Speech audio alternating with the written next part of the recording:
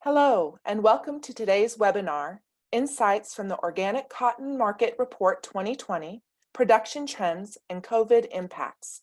Today's presentation will be recorded and sent out to all registered participants and also will be posted on the Hub. We will have a Q&A portion during and at the end of the presentation. You can type your questions into the question box on the webinar doc. Any unanswered questions will be answered afterward via email. Now on to Liesl Truscott with Textile Exchange. Liesl? Hello, everybody. Good morning, good afternoon, good evening, wherever you are, which seems to be a mantra these days with today's frequency of Zoom calls. But we are extremely pleased to have you with us today as we remind you actually about the Organic Cotton Market Report that came out about a month ago. So I hope you've all had the opportunity to look through the market report and be prepared today for a bit of a recap and the wonderful opportunity to meet all of our ambassadors and hear directly from the people on the ground about the state of organic cotton in the world. And I think it's a really, really poignant time under today's crisis, whether it's environmental, whether it's social, whether it's health and safety, to be talking about the benefits of organic agriculture. And so I just wanted to take a few seconds to just place ourselves in that world and remind us what the organic mission and vision and aspiration is for the world. And so I'll just briefly read you the organic definition, which says that organic agriculture is a production system that sustains the health of soils, ecosystems, and people. It relies on ecological processes, biodiversity, and cycles adapted to local conditions, rather than the use of inputs with adverse effects. Organic agriculture combines tradition, innovation, and science to benefit the shared environment and promote fair relationships and a good quality of life for all involved. And you can see the principles of organic agriculture on the screen here. And I think that's a really important start to today's conversation, or the challenges, some of the fantastic progress that we'll be taking you through today, just to remind ourselves of the intention of organic agriculture. So we have a big agenda today, where we have an hour and a half to run it through, and I hope you can all make it for both part 1, 2, and 3 of today's webinar. We're going to start off with a deep dive into the market report. I'm going to pass you literally around the world to our ambassadors to get a deep dive into each and every region where organic cotton is grown. We're going to pause or at least open the floor for Q&A after the first part. So we'll direct questions and answers to the panelists about what we've discussed in relation to regional results. So please check the Q&A box and add your questions as they arise for you. And then we'll move into part 2, which of course we can't deny or avoid or turn a blind eye to the current situation, COVID-19, this global pandemic, the pandemic that is really continuing to evolve. It's been with us for months now, but of course it's taking new twists and turns for all of us around the world. So we'll have an opportunity to dig into, once again, a regional review and update on what's going on in response to COVID. And here we'll introduce you to our special guest. We have Jaskiran from the Organic Cotton Accelerator to give us an update on the work they're doing at this very important time. And once again, some time for Q&A. And then Amish and I will introduce the new tools, the exciting new ways of connecting, perhaps accelerated by our virtual society and need to be connected in this community. And that will close us out at an hour and a half. As you can see, we're highly optimistic that we'll be able to take you for this tour of the world. There's 8 of us presenting today. I'll be running the slides, but hopefully you'll be able to see the faces of everybody as it becomes their turn to present the information. I won't introduce everybody now, but you'll soon get to know them as we move through the presentation. Quick reminder, I'm presuming that many of you know us at Textile Exchange. You know what we're passionate about doing. We're a global nonprofit. We're passionate about driving industry transformation. And we want to see not only reducing the negative impacts, but really and truly promoting the positive impacts on the environment and human lives. We have a new strategy, our Climate Plus strategy, that is incredibly exciting, spurred on by this urgent need to address climate change, but really recognizing how embedded, as I'm sure all of you on the call is today, our response to climate change needs to be in the interconnectivity of nature and human health and safety and human a just transition into the world that we want and need. And as we keep being told, we have a decade, we have 10 years to reach the Sustainable Development Goals. So we have a nice goalpost in which to aim for. And we think what we're doing in organic cotton, organic agriculture is a big contribution to that. And all of you on the call today will also be part of that journey and reaching that destination.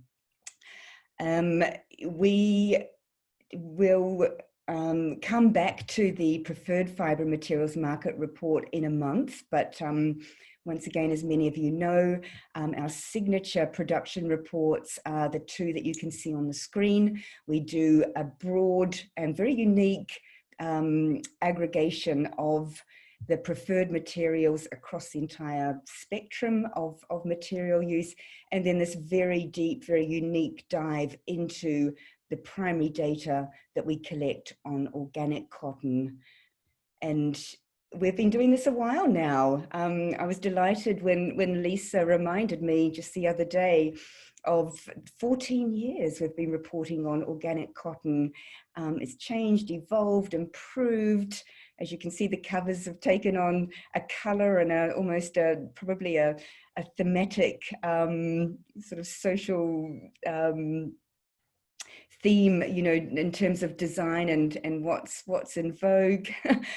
So quite fun to look back at where we've come from, and I think we only continue to get better, and this work is more and more important.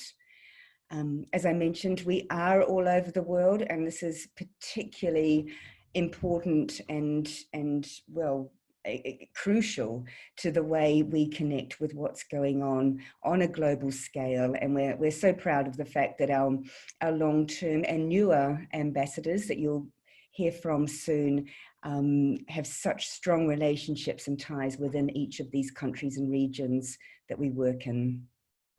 And here's the broader team. We won't see everybody on this call today, but it certainly is broader than myself and the ambassadors on the left-hand side.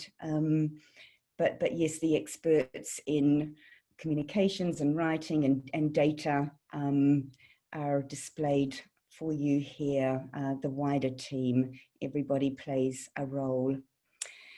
And speaking of data, speaking of methodology, and we do have our dear colleague Yvonne Tan, who heads up our data and China strategy, on the line with us as well. But we think it's absolutely critical that you as our audience trust the data and understand the limitations, and have this transparent input into the way we collect, manage, aggregate, report our data in the report. There's a lot of details on the methodology, but just to flag up that we are reporting what we know to be certified organic cotton production. So it doesn't cover, what that means is it doesn't cover the wider body of cotton that's being produced organically or agroecologically. It's the material, it's the cotton that is certified. We do trust our providers of data. We don't audit the certification, but we have what we call a triangulated system that looks at data direct from producers, data that's produced, that's prepared and shared with us from the certification bodies, and then data that's coming from country or governmental records. And we can certainly answer more questions about that if interested. But let's dive right in to just a very brief global overview. We're absolutely delighted to say that the organic cotton community has responded to the call to action, the need to move more production into organic. And you can see that we have over 400,000 certified land hectares. Now, what that means is that's not entirely dedicated to cotton, but of course within a organic cotton production system, we're going to see rotation land, we're going to see intercropping, we're hopefully going to see nature strips and biomass hedges and all the works. We say on average, and of course every system is different, but it can range between 1/3 and 2/3 that are dedicated to cotton, depending on the market, depending on food security needs, etc., etc. The big figure, of course, is this 31% growth over last year, and we'll be obviously digging into where that's coming from, and what's causing that to grow. And likewise, the growth is occurring at the mills and production units. As you can see in the bottom left-hand corner, significant growth in certification to the Global Organic Textile Standard and our Organic Content Standard. And you can see nothing's changed dramatically in terms of where this growth is happening. It's still in India. We still have Turkey, China, Central Asia, parts of Africa in that picture, but some new interesting growth in conversion happening in places like Greece, and it's great to see a resurgence in conversion in Turkey. Once again, more about that to come. As I mentioned before, we've been reporting on organic cotton for a long time now. We have all the data to show those trends. There's a story behind every year and a very, I guess, overarching story around the market, around the economic crisis and recession that sort of sparked off in 2008 and led to a decline. And then, as you can see, we're really up at that point, the green line, 2018-19, which is almost equivalent to the peak of organic cotton production about a decade ago. So let's see where we go next. We're all very hopeful and really geared up to go to sort of cross that line into, really expanding the in-conversion, the regenerative practices on degraded land, the agenda around biodiversity.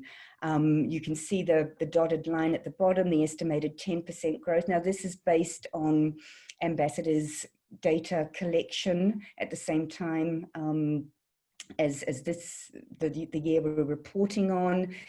Some of it will possibly be affected by COVID, depending on the growing season.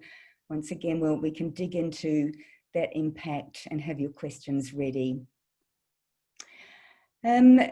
The regional production, as you kind of see, if you just cast your mind back to a second ago with the other slide, you can see the India curve here, the South and Southeast Asia curve, pretty much reflects the curve of global production, just because of the significance and dominance of that region's production.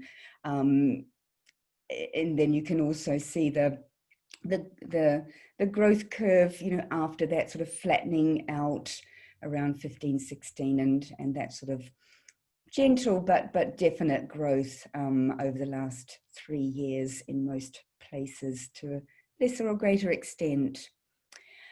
And on the strength of that whirlwind tour of the global overview, I would be very pleased to be handing you over to Silvio Moraes. Silvio is our ambassador in Latin America and the Caribbean, and will be presenting regional update on that particular part of the world. Over to you, Silvio. Thanks, Liesl. Hi, everyone. I'm very happy to be here, and I will try to squeeze in 3 minutes some information about what's going on in Latin America. I hope everyone will have a chance to look at the organic market report and see all this promising data that are coming from our region. We have mainly 3 countries producing organic cotton right now in Latin America and in the Caribbean, and it's Argentina, who has already shown good potential for producing organic cotton in the past, and have one company over there, it's Stay True, that is again the company responsible for the producing of organic cotton in this country last year. They promote biodynamic agriculture by indigenous communities in El Chaco region in North Argentina. With relatively low investment, they are really able to maintain the product, but there is a good perspective for growth in the future. They have some problems with rain last year, but although they had these problems, they still kept growing the production over there. And then we have Brazil. Brazil is still growing. Brazil is a big promise in organic cotton, also due to the investments of some big companies and medium companies that are dealing with trying to support communities that are growing organic cotton in Brazil. We have maybe some positive points about it. Then one of it is the growth of the participatory certification system that helps farmers to certify their production. We have the increasing support of NGOs that are providing technical assistance to the farmers, and also the growing knowledge acquired by the farmers over the time. So we are seeing very beautiful examples of regenerative agriculture, farmers working with very depleted soils and still having their production growing from year to year. And a very interesting point also in these communities in Northeast Brazil especially is they are doing intercropping in their production, so that it allows them to have also a very interesting gains in food security terms. And also a very important aspect in Brazil is that the commercialization is guaranteed by contract between buyers and the farmers, and it preserves the family incomes from these families and the farmers. And we are expecting really a very big growth in the production in the next season. And then we have Peru. Peru is still the biggest, the most important organic cotton producer country in the region.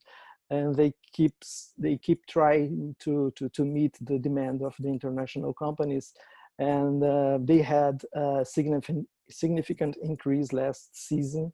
And a company over there called Bergman Rivera are really investing very much in increase the area of the organic cotton production, and the expecting increase of in transitional cotton this year is about 40%.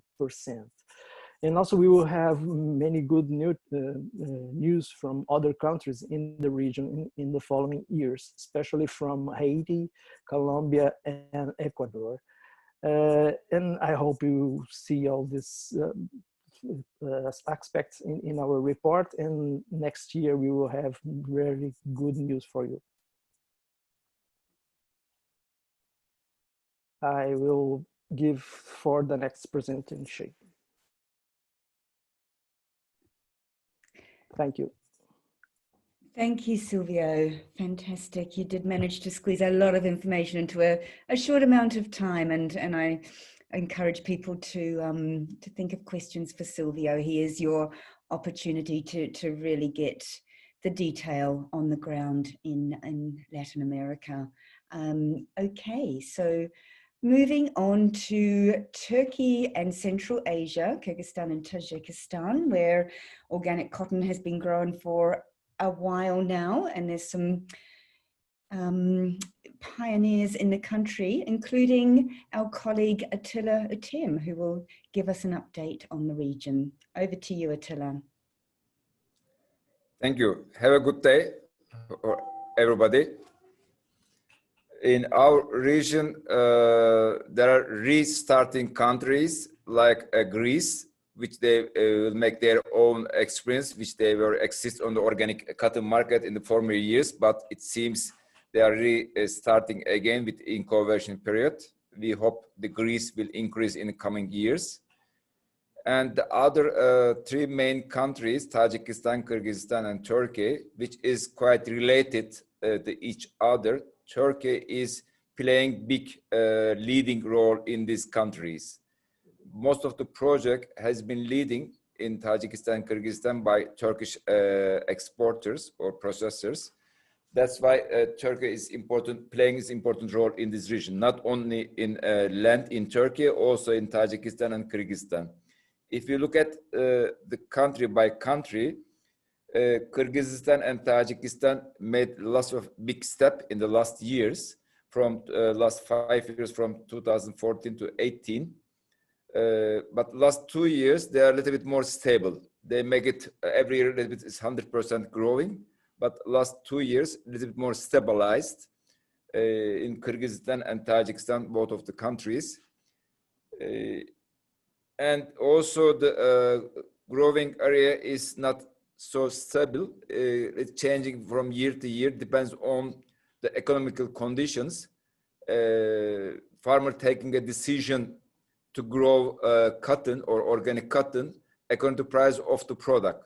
If the other alternative product for maize or vegetables, fresh vegetables, it's much better income for the farmers. Instead of rotation of cotton, they can grow other product. So this is not only demanding of the product, also a little bit regional or country-based price of the other product is affecting on the production of organic cotton. On and all, and also in Turkey, is still growing in organic cotton from year to year, especially from last 2 years, is make it quite high step, almost is 60-70% growing, because there are some big companies decided to start in organic, and then they made almost 20-30% of the production in Turkey in one company.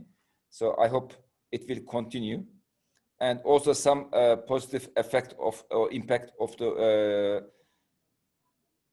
COVID will make some advantage for Turkey in order to close relation with European market from Turkey, and then they make it local business is much easier and helper. And of course, in Egypt and Israel, the other countries in our region, and Egypt is more stable, is growing organic cotton, and I hope this will continue in the future too. Thank you. Thank you, Atila.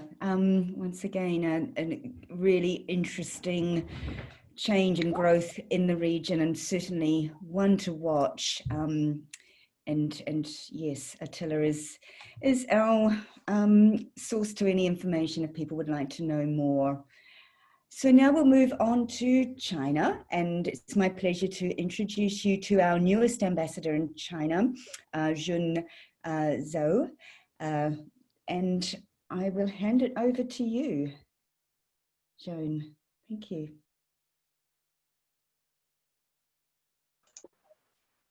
Hello, everyone. I'm very pleased to share some information on China's organic cotton production in the year 2018-2019.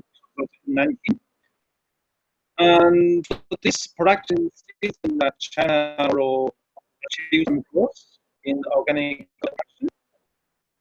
The total growing area of organic cotton increased from around 18,000 hectares to around 10,000 hectares. Output of organic cotton increased from 38,000 metric ton to 41,000 metric ton. So figure some good job in this organic. Also, I'd like to share some figures on the cotton production in China. So far, around like 1,200 farmers are engaging in organic cotton growing, and about 90,400 hectare land is designated for organic cotton production.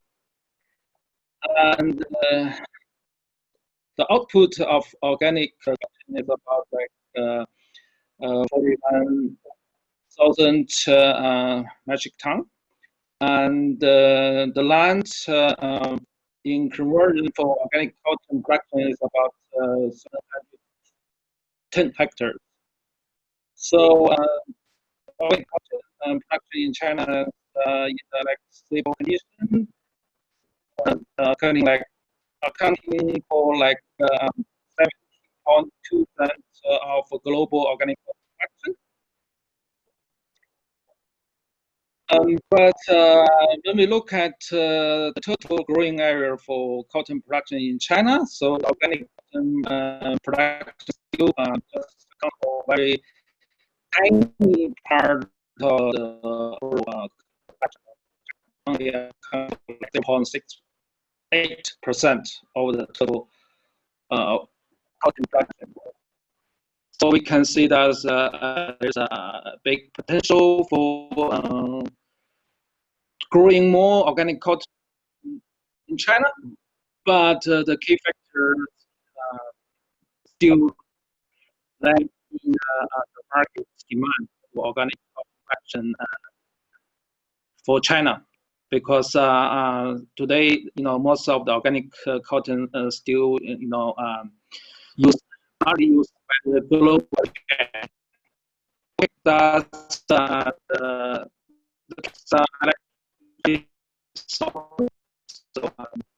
yeah.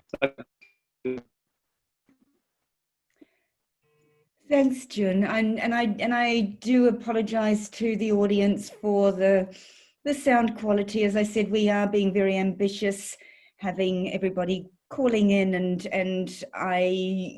we're happy to follow up on China in more detail. But I don't know about the rest of you. I got a lot of what you've said then, Jun, but there was some sound quality issues. Yeah. Can't do much about, I'm sorry. Let's hope we improve when we head over to Benin. Hi, Silvio.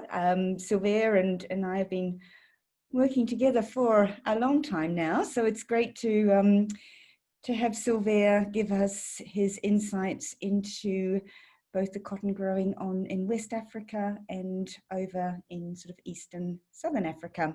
Over to you, Silvio. I'll cross my fingers with the sound quality.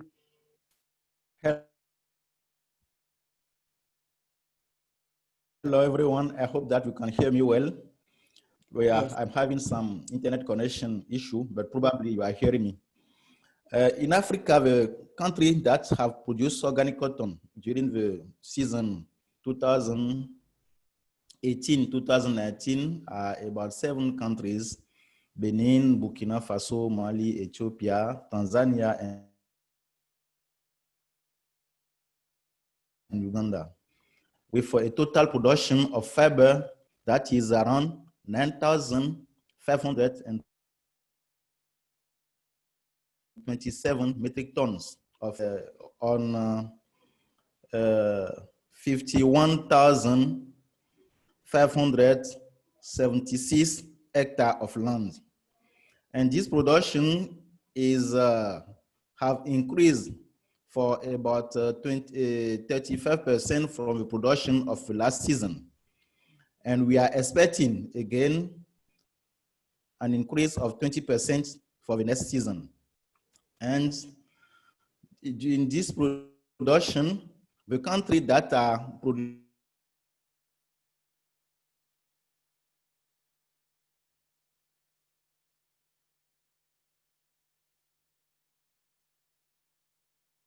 contributing mainly Tanzania. After Tanzania, we have Uganda. And after Uganda, we have Benin and Burkina Faso. We are expecting really an increase in the production, basically first due to, in Burkina Faso, we have a new gene that has been constructed only mainly for organic cotton. And so they are having challenge to increase production volume. In Mali, probably also the production will increase during the next season because the government has adopted a policy that will probably run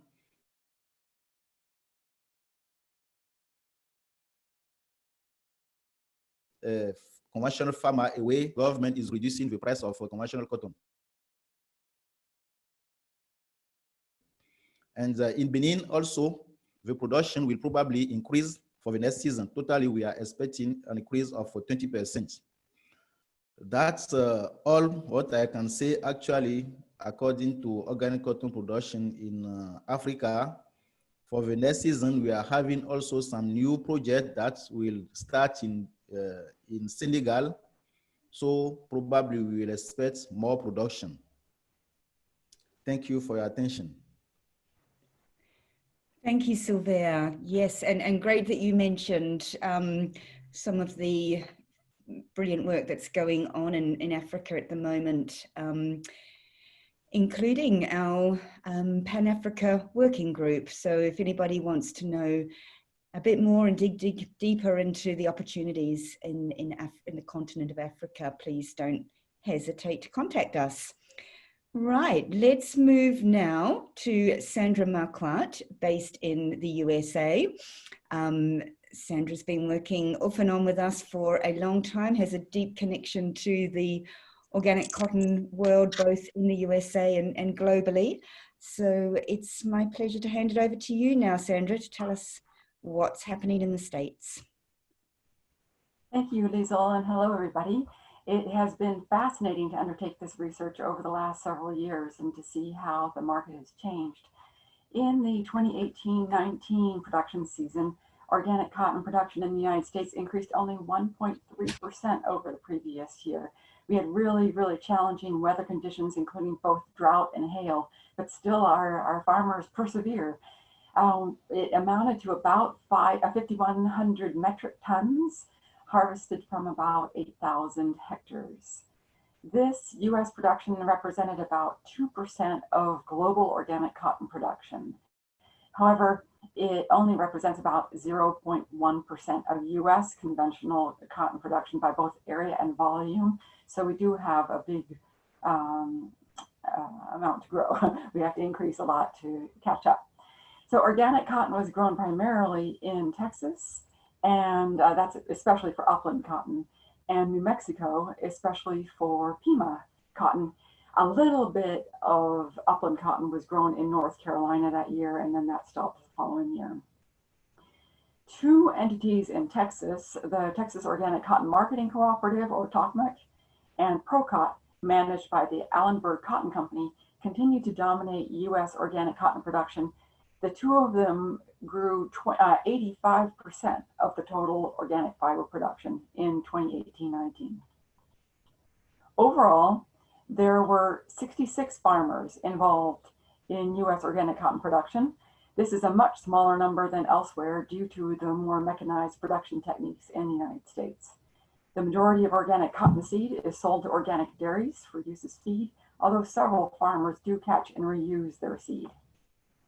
In terms of the 2019-20 estimate, we are excited to estimate that we're going to have a 23% increase over 2018-19.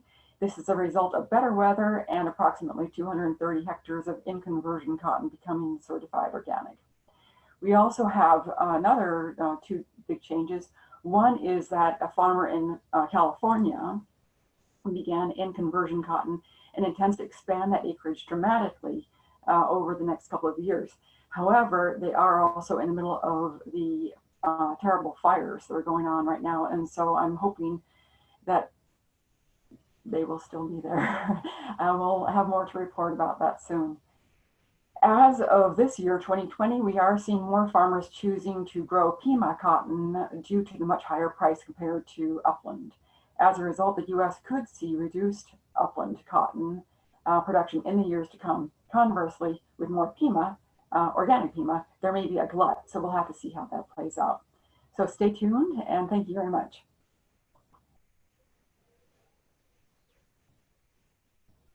Wonderful. Thank you so much, Sandra.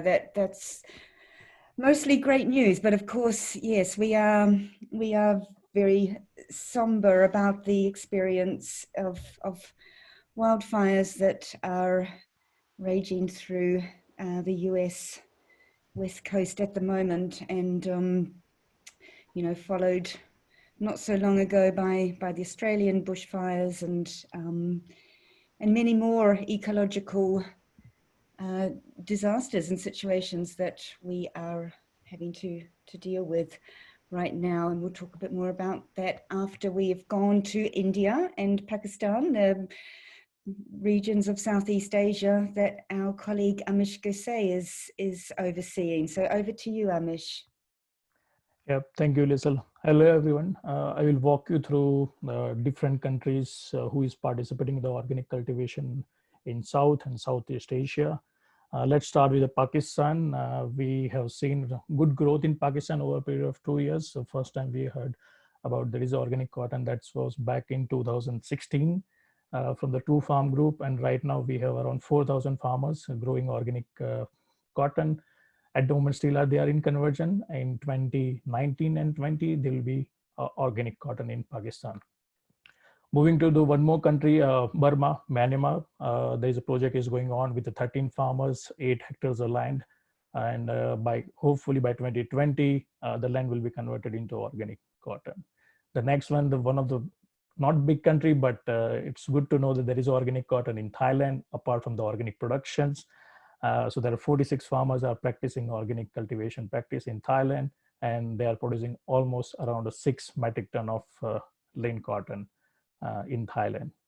Nevertheless, we have India. A bigger picture in a screenshot, you can see 51.32% share of global organic cotton production is South and Southeast Asia, out of which 97% share comes from the India. So India is a big country and a very important country for organic from the beginning of the organic cotton movement. And there are a few numbers, but I really like to highlight you guys too, so that you can understand how the organic is expanding a lot in India and the surrounding countries, and not only for the organic. So those numbers are not mentioned in a screenshot, but they are here. 3.5 million hectares of area are certified as organic as of today, out of which 1.9 million hectares are certified as organic and in conversion as a cultivable land. Balance are the wild harvest areas.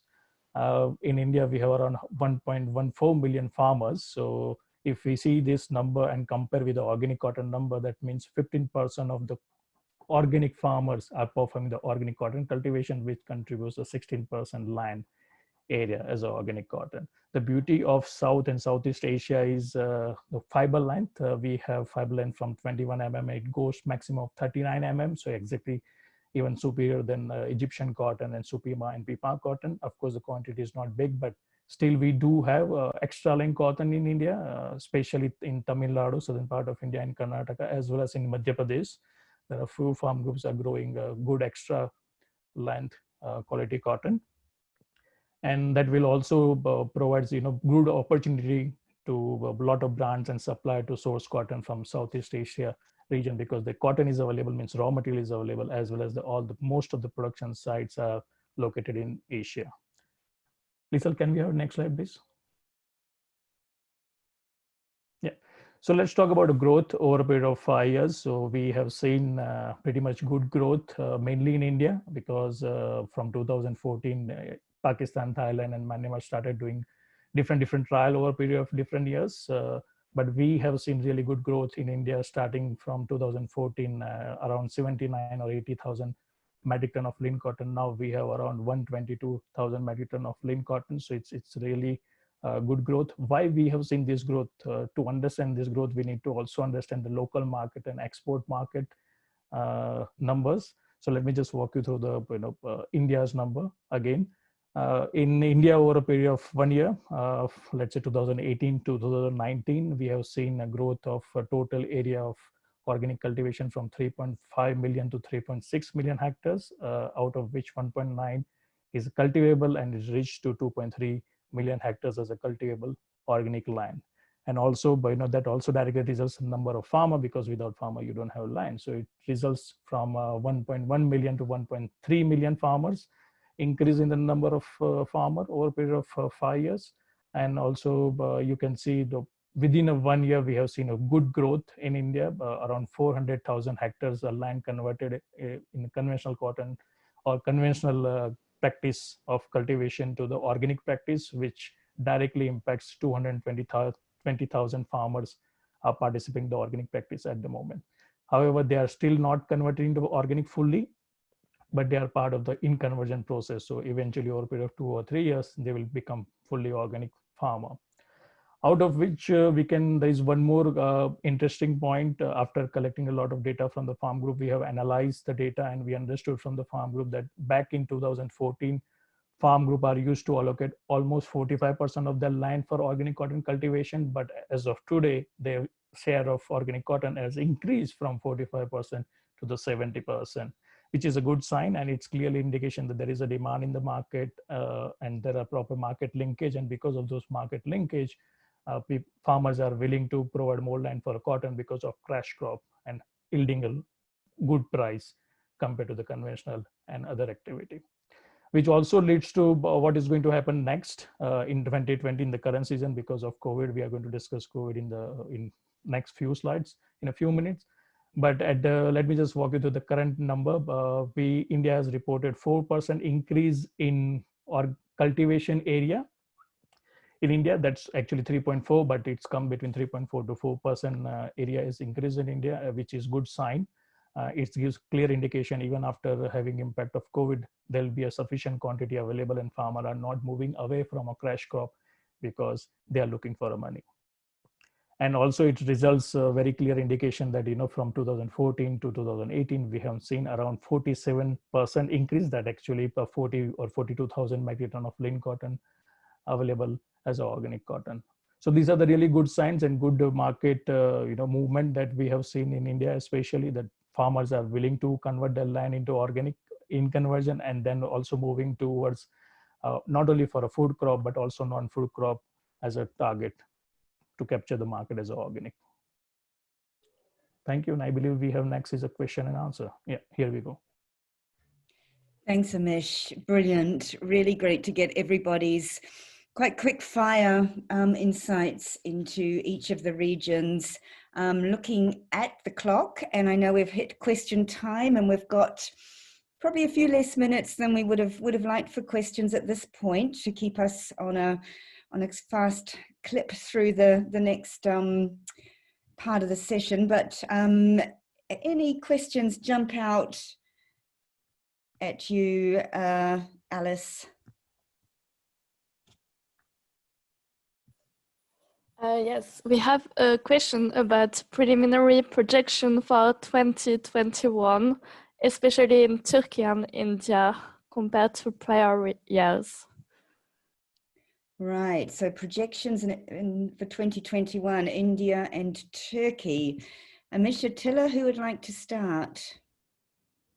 Yeah, I can start. So 2021, as I said, right now the sowing is going on, and Government of India has reported 3.4% higher cultivation area compared to the previous year. So overall, so we are still working on what could be possible outcome, let's say by October or till it will go to next year, March. So right now we don't have exact number, but I can give you the number for 2019 and 20, which is already harvested, but we are going to report next year. We are estimating 3 to 5% increase compared to the current year.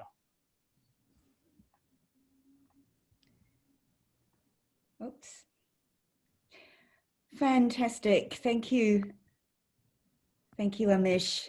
Atila, anything else to add on Turkey at this point? Yes, yes. Great. Although the weather condition was not so proper for cotton growing in this year, it was quite drought in western part and southeast Anatolia, which is coming a big portion of the cotton in Turkey, organic, also conventional. But all in all, I guess this year is growing will continue because especially in the western part, and not so much increasing in the southeast Anatolia, but a little bit better quality of cotton in Turkey is coming from the Aegean part, is growing still 20-30% compared to last year.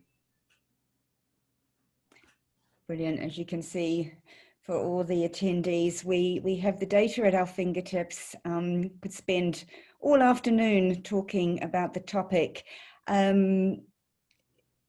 But given the time, I'm just checking, Alice, any last question we'd like to run by at this point? No, I think we can move on. Shall we move on? We can see there's a few more questions about growth and predictions, which of course is super topical, given that we're all looking at the availability and where we're all heading with our targets, etc., around uptake. So we can come back to some of these for sure, and we may have a bit of time within the next portion of Q&A at the end. So thank you everybody for your engagement. We're thrilled to see the questions coming in. Okay, sort of changing gear a little bit, but obviously looking into the future and the predictions and forecasts. Let's hear from the team in a quick fire round again around the impacts of COVID.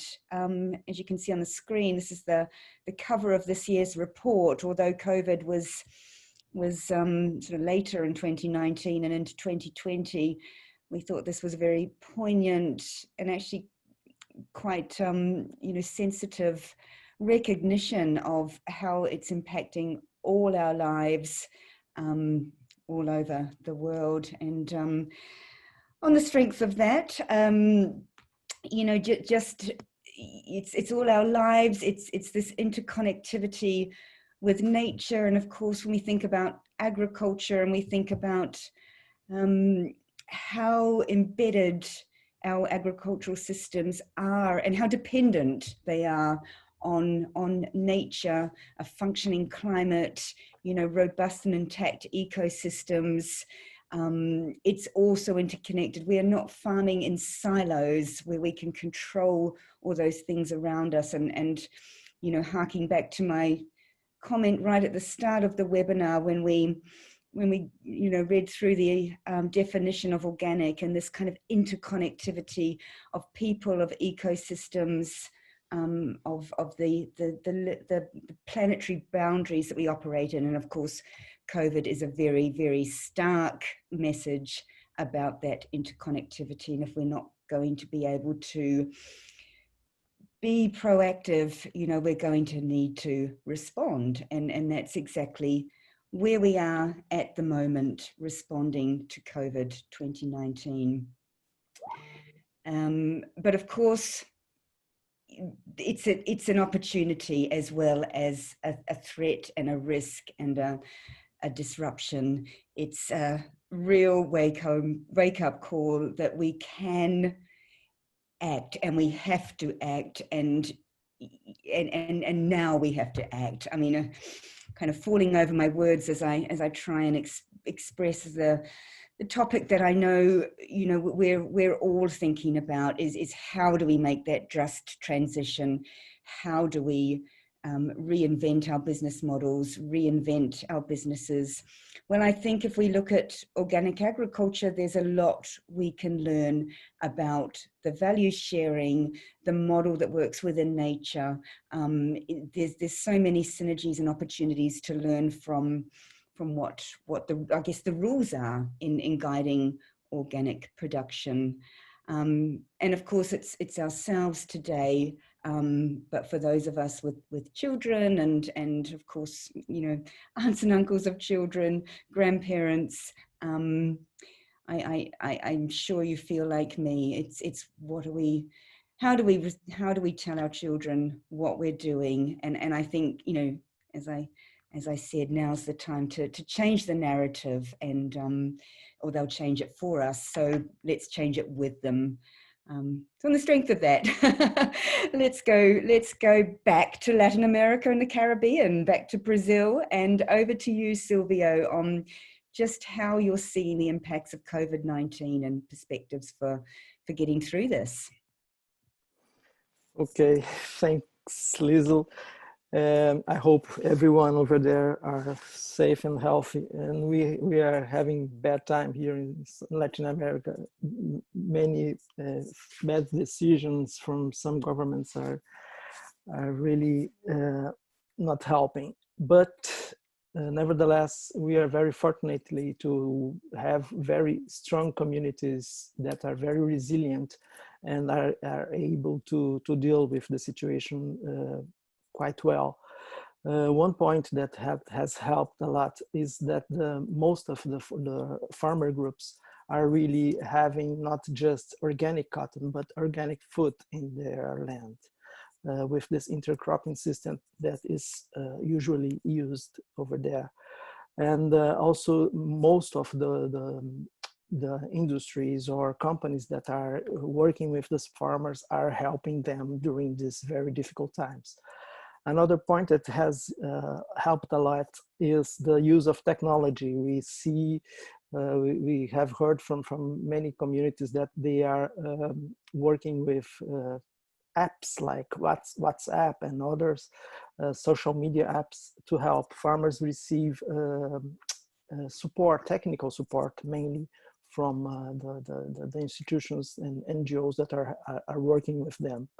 One concern is actually the expected lower demand from the industry in these times. We have not seen it yet, but we are expecting that it may occur, and it will reflect in lowering prices and maybe less stimulus for the farmers. But we hope that these companies will stay responsible for all these projects that are going on, and hope that this will last not long until the situation gets better. Yeah, thank you. Thank you so much, Silvio. Thank you. Let's move on to Atila. Over to you, Atila, with COVID experience in your region. COVID impact in our region is teaching us new life concept. In our culture, including Turkey, Tajikistan, Kyrgyzstan, trade is not based on contract. It seems a little bit strange on our understanding, but it was trade. It was based on shake in shake, hand in hand. So without shaking the hand, we couldn't make the trade. But now we are learning the trade will continue without touching the other people, but not by hand, but in other virtual way. So this is a new life concept which we have to learn, and this is also affecting on the farmers and processors and trade, which I read also. Lots of organic made from the organic cotton mask and hygienic dress has been produced in Turkey recently. This also make it positive impact on the organic cotton production. Although the COVID itself is not desirable, but this also lots of a positive effect on the processors and the farmers. And also farmers is learning by itself the follow up the organic rules, means create sufficiency for their own self, a little bit better rotation and green manure, and also some animal husbandry. So they are learning also they need their own source. It's not enough to buy wherever they like, because of the lockdown, it was not possible. Now, this positive effect will continue. Also, it increased positive awareness in the human being in Turkey. People is more care about environmental. So this will help also in organic production, including the cotton in future, I hope, or I wish at least. Thank you, Atila, and a big thank you for sharing that story about the handshaking and the depth of culture in our business models and our trade expectations, and this need to adapt and find different ways of achieving the right outcomes. Thank you so much, and very moved by that story. Now to June. Fingers crossed with the sound quality, June, but looking forward to hearing how things are in China, knowing you've lived with COVID probably longer than any of us.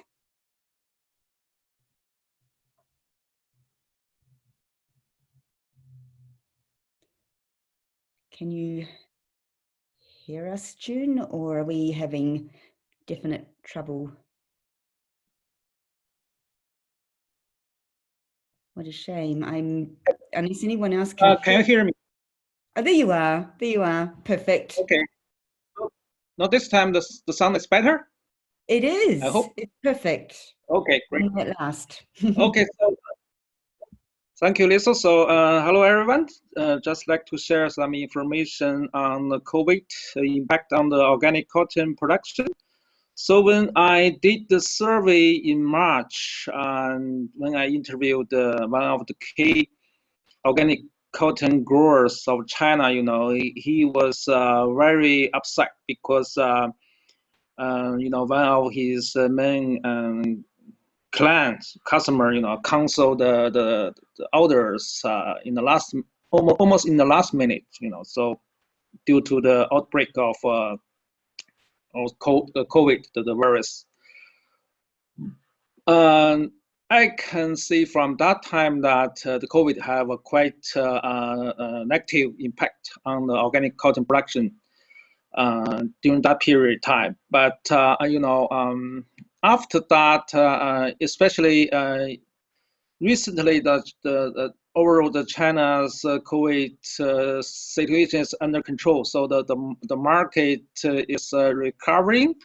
And when I follow up with the organic cotton producers, they all indicated that they receive more and more inquiries for the potential supply of organic cotton. Actually, this moment there's kind of like quite a high demand for organic cotton at this moment.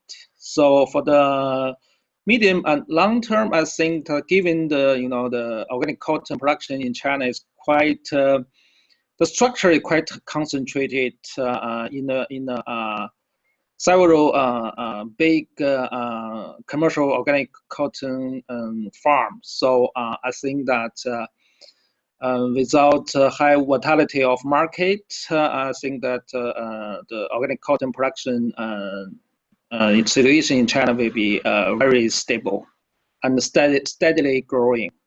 Okay, thank you. Thank you, June.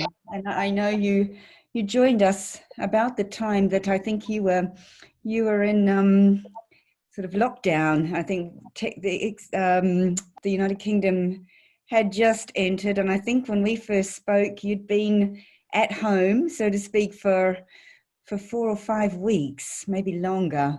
It's certainly it's certainly been an experience but it's good to hear that the conversations you are having are so positive around the continuation of organic production. So thank you. Let's now move on to Africa. Silvio. Hello everyone. COVID in Africa has probably, in terms of loss in human being, less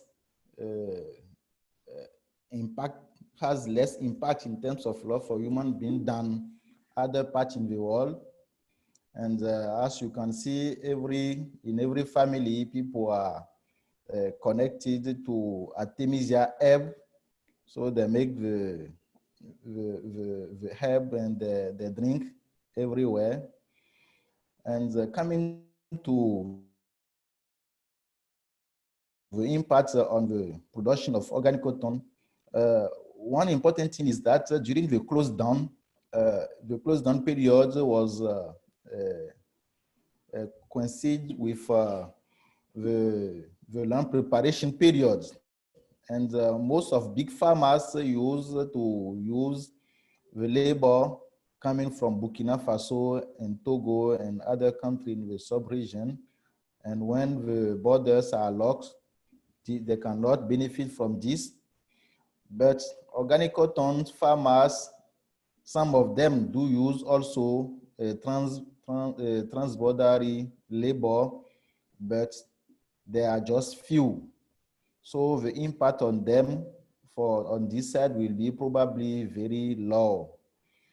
The fact is also that when there is a lockdown, the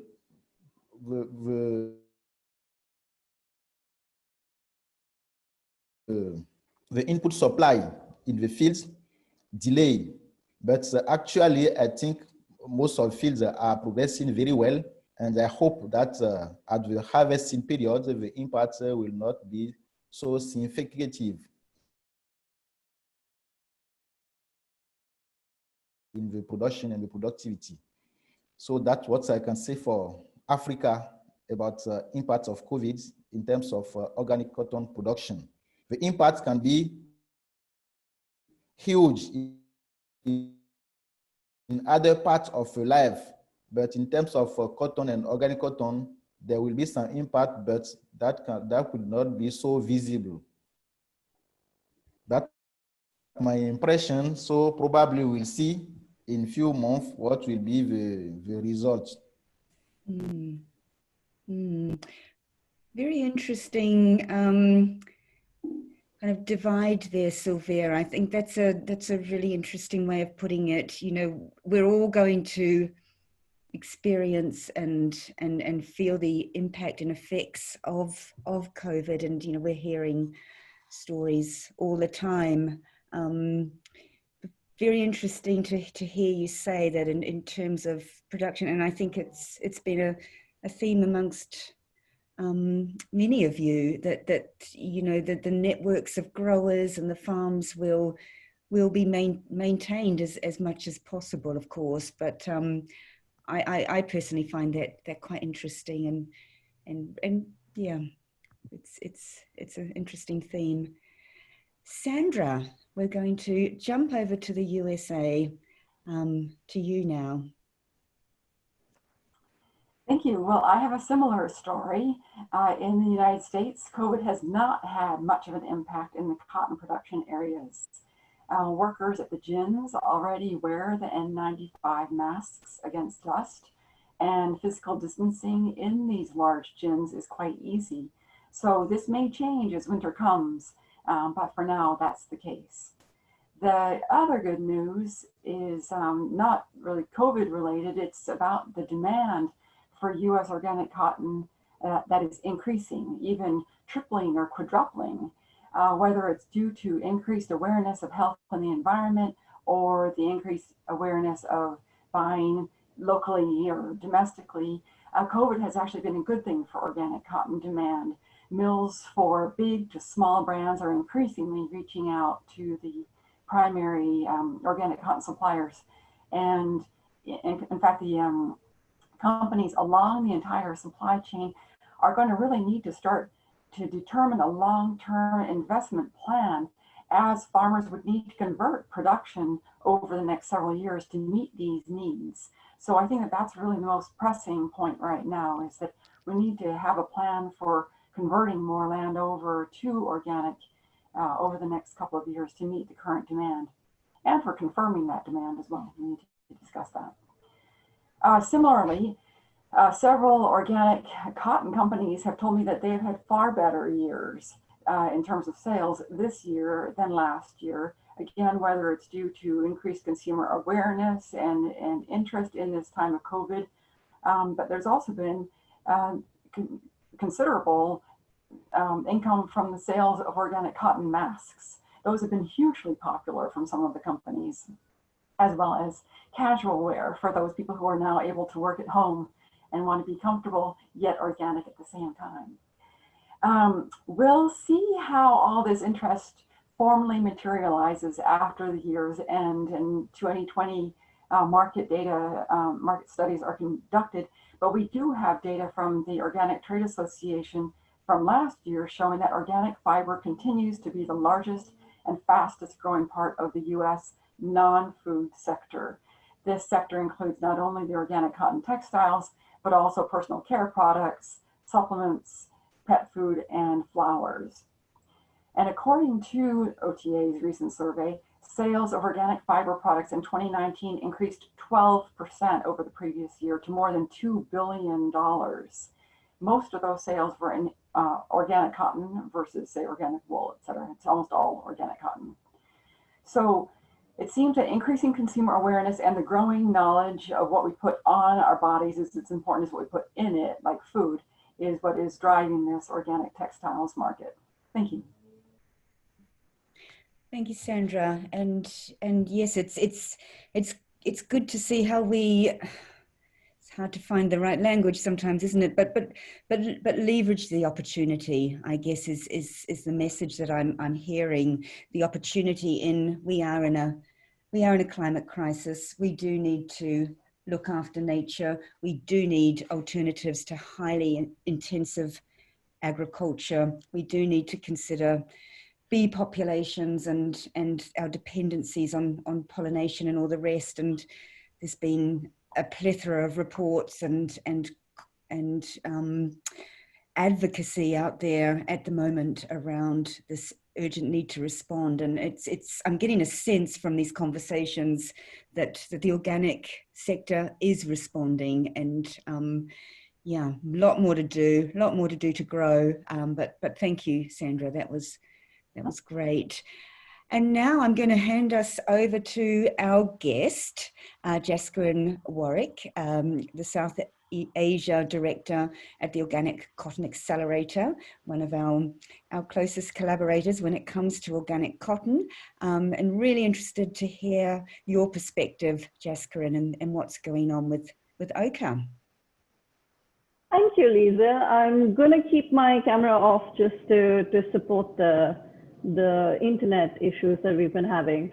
And I'd also like to thank Textile Exchange for having me on as a speaker. So just to begin, my name is Jaskiran Warrik, and I'm the Director of South Asia at OCA.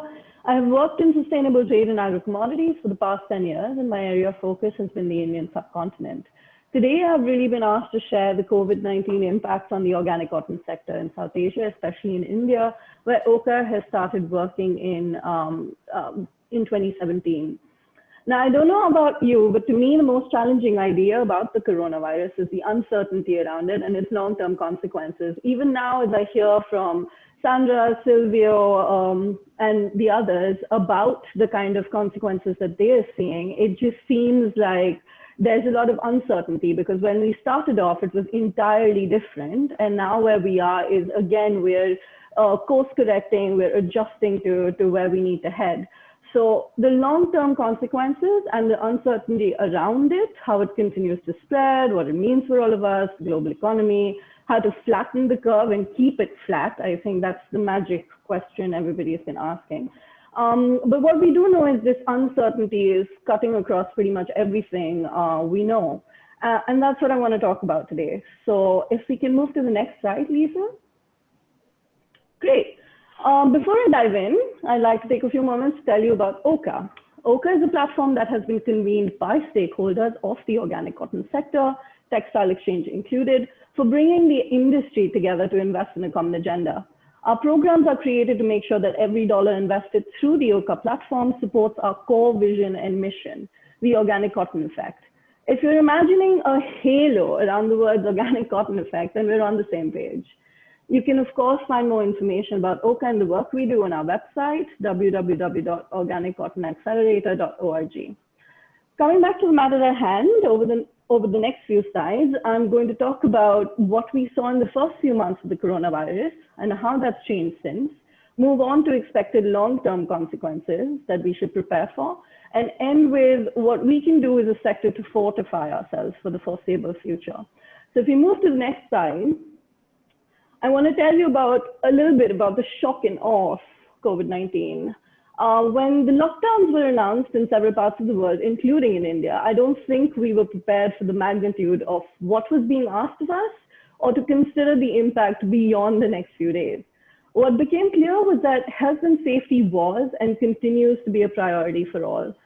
With what we now know about the labor crisis in India and the reports around how debilitating the lockdowns have been for the rural sector and the informal workforce, whether this continues to be the case is under debate. The travel restrictions which were put in place are being eased the world over. However, the threat of the virus has not been contained. This has led to adaptation across the board, from field audits to virtual audits, virtual teams and virtual offices.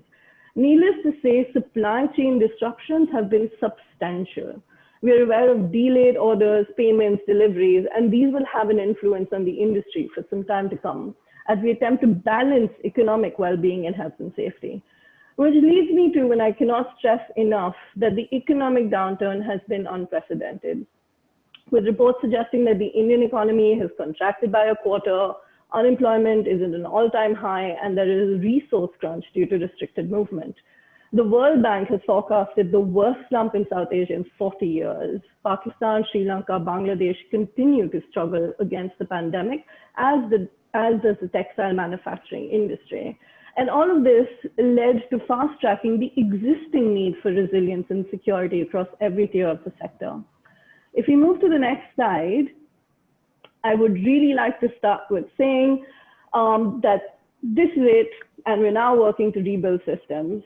And while the second half of that sentence is true, I know that the long-term impacts of COVID on the sector are yet to become apparent in a lot of cases.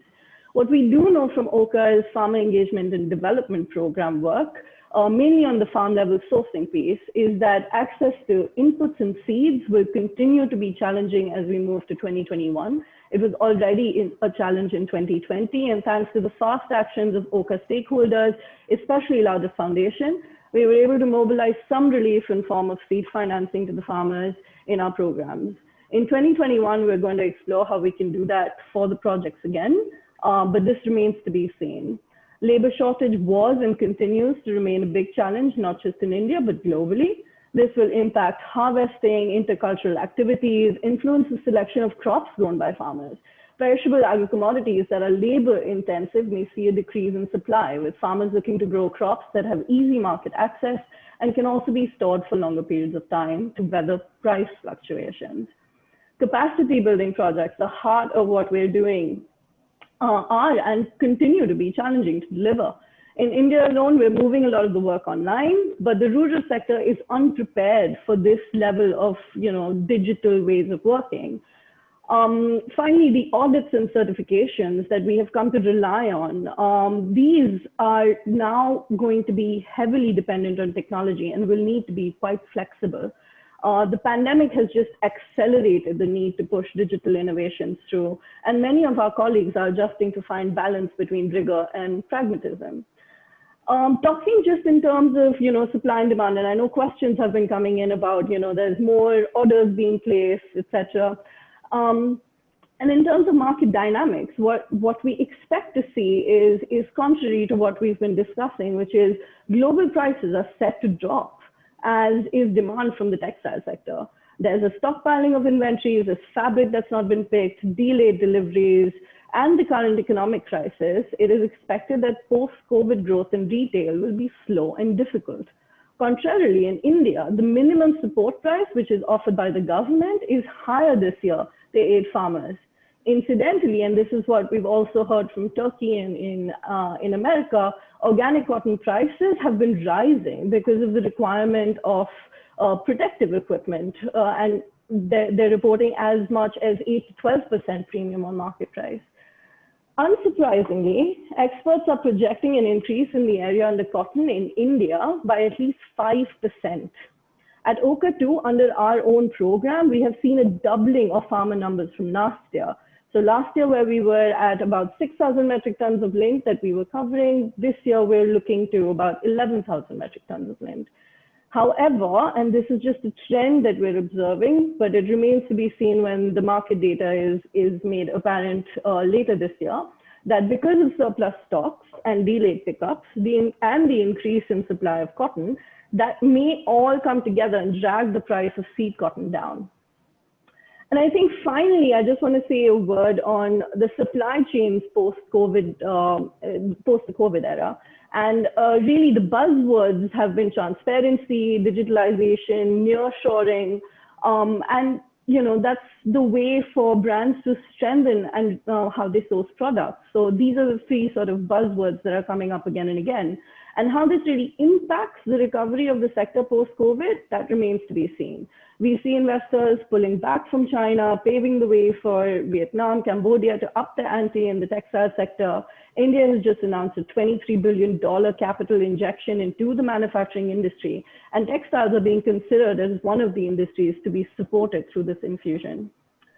What is clear is that COVID is not and has never been the only problem that's been facing the sector. The sector went into this economic minefield, facing long-term challenges already. From the way we produce to the way we source and how poorly the markets had been doing before COVID swept the rug from under our feet, it has always been a long-term challenge for the sector, and coronavirus has just sort of acted as a catalyst to shake us all up. So looking at transparent sourcing practices, making sure there's a business case for the farmers, these have been issues that have existed for a really long time, and COVID has sort of just shaken us up. If we move to the next slide, I think the question on all of our minds is, so what can we do as an industry looking for long-term sustainability? We can and should begin by reaffirming our commitment to the sector, by continuing to grow, sell, and buy organic. It is up to us to support the sector by the choices we make. Reinforce the structures that support essential activities. The long-term impacts of coronavirus will look to erode the infrastructure that supports services like seed availability, label welfare, and more. OCA's contributors continue to invest in essential fields like access to non-GM seed, increasing uptake of organic cotton, and other initiatives. Re-emphasize the potential of organic cotton. OCA exists to fully realize the potential of organic cotton, and we believe there is a lot the sector can do to highlight the environmental and social benefits of organic cultivation of cotton. During this time, our outreach is focused on this and what organic cotton, the potential of it, what it is, and what it will become. Finally, and simply put, we cannot go back to doing business the way it was done in the past. Coronavirus has changed that, sure, but it has been a long time coming. We need to invest in changing the business as usual model. We need to elevate the way we run this sector. And most importantly, we need to come together. There's much we don't know about the virus, but there are things we do know, from social distancing to wearing a mask and washing your hands, making choices to invest in the resilience of farmers, sectors, and partners we work with. It all goes a long way in making the organic cotton sector sustainable for the foreseeable future. And if we move to the next slide, what is great is that no one has walked that talk better than the partners we work with. And I would be remiss if I did not highlight some of that work. For example, H&M has come forward to invest in women garment workers in Bangladesh, buckling down on their commitments to source organic cotton through transparent supply chains. CNA has supported protective equipment through the factories they work with. Our FED partners, Superdry, Bestseller, Stack, SIPL, have worked together to provide access to seeds and markets to farmers in India through OCA programs. Partners like Irvin Mills made the conscious decision to divert their factory's capacity to make PPEs for the public sector. The Aga Khan Foundation is mobilizing women SHGs to do the same in the rural communities. Cotton Connect's work in amplifying the voices on the ground, IDH's work on providing 175,000 smallholder BCI farmers in India COVID insurance has been instrumental. And finally, Lauder's Foundation, who has proactively provided funds as emergency support to their partners, allowing them to respond quickly to the needs of their beneficiaries on the ground. They also funded the seed fund at OCA, which allowed us to really help with the beginning of working capital crunch that the farmers were facing on the ground.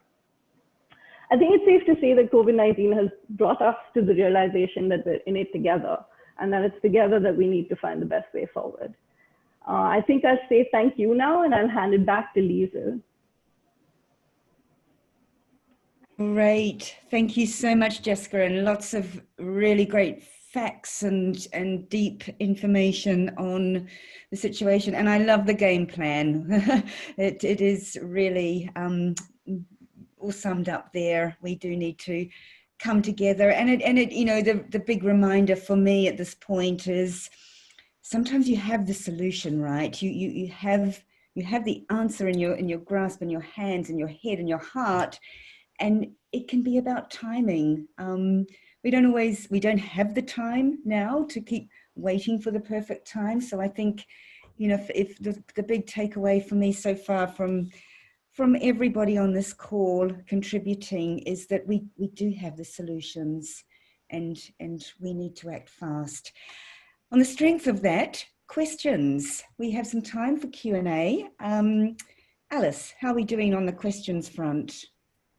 Yes, so we have a question about supply issues, saying that a lot of brands looking for organic cotton are facing supply issues, especially in India, but also,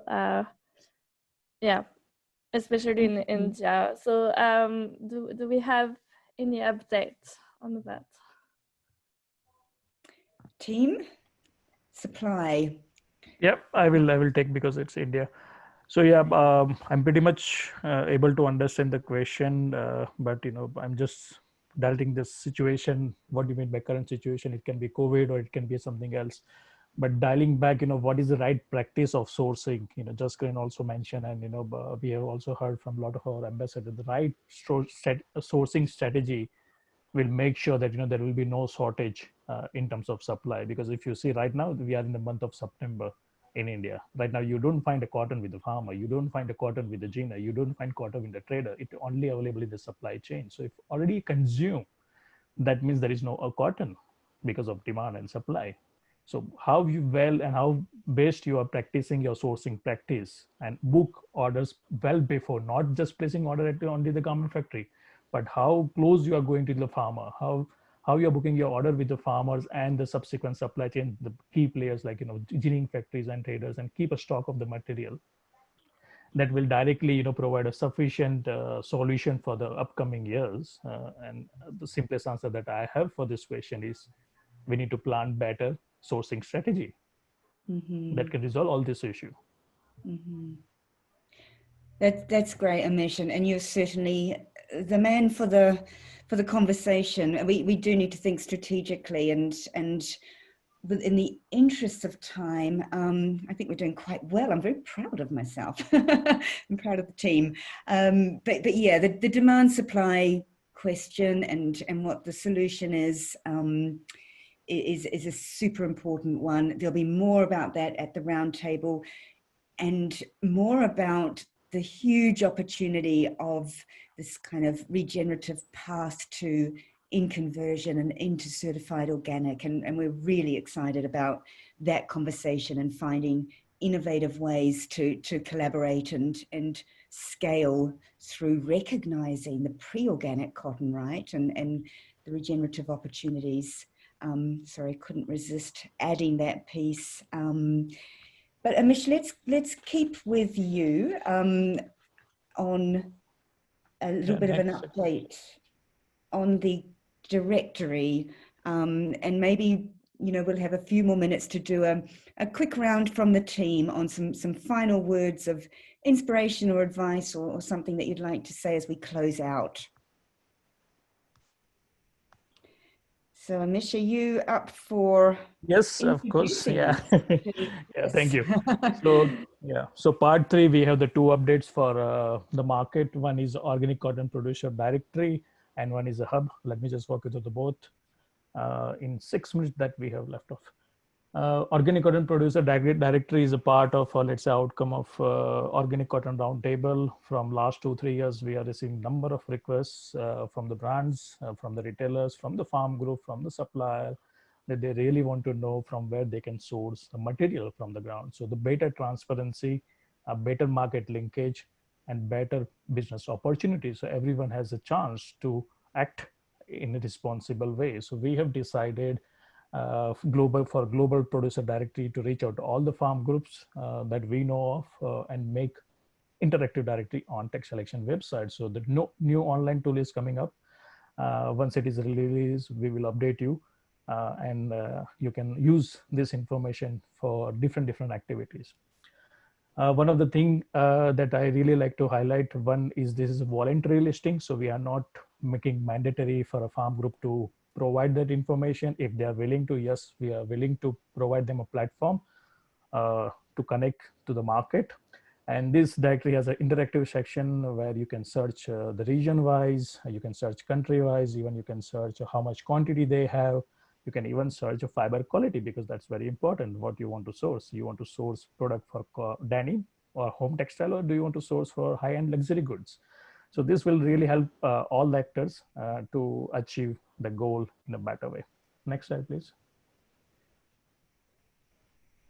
So that was more about our global perspective of the Organic Cotton Producer Directory, but at the same time, Textile Exchange really like to thank OCA for partnering on this project, especially for India.